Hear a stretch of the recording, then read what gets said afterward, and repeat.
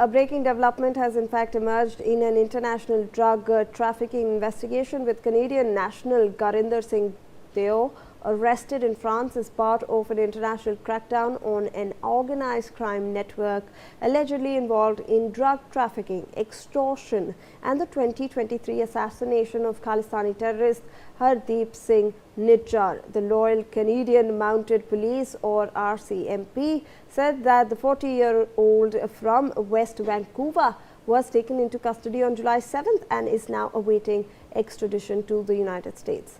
The arrest is part of the FBI's Operation Hardball, a wide-ranging crackdown on transnational drug trafficking networks, and according to the U.S. Attorney's Office for the Central District of California, Gurinder Singh Deo, also known by the aliases Dr. Rocket and Ritz-Carlton, allegedly purchased bulk quantities of cocaine and heroin that were to be transported from Southern California to the eastern United States. So this is the latest that we are in fact getting for you. This is a major development in Operation Hardball. Remember that US is now seeking the extradition of Gurinder Singh Deo. He has been arrested in France, and this is part of a crackdown on drug trafficking networks in the United States. Let me go across to my colleague Javed Hussain, who joins us live on the broadcast for more information. Javed, ये एक बहुत बड़ी खबर आ रही है. Operation हार्डबॉल जो चलाया जा रहा है, उसके तहत गुरिंदर सिंह देओ को फ्रांस में अरेस्ट किया गया है. अब यूएस के जो अथॉरिटीज़ है वो एक्स्ट्रेडिशन सीख कर रहे हैं इसकी.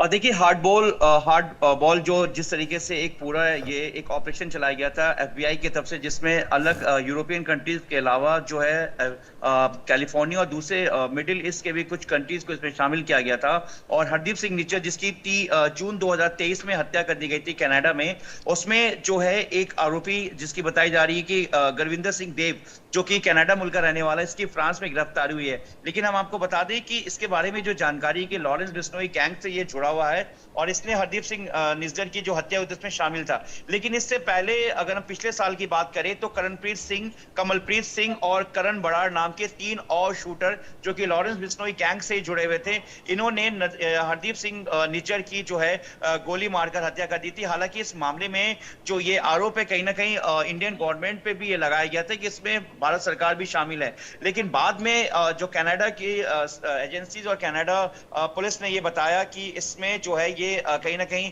गैंग वॉर का नतीजा है. और हरदीप सिंह निज्जर जो कि प्रतिबंधित आतंकी संगठन SFJ यानी कि सिख फॉर जस्टिस से जुड़ा हुआ था और लगातार जो है हर्षदीप डाला का वो बेहद करीबी था.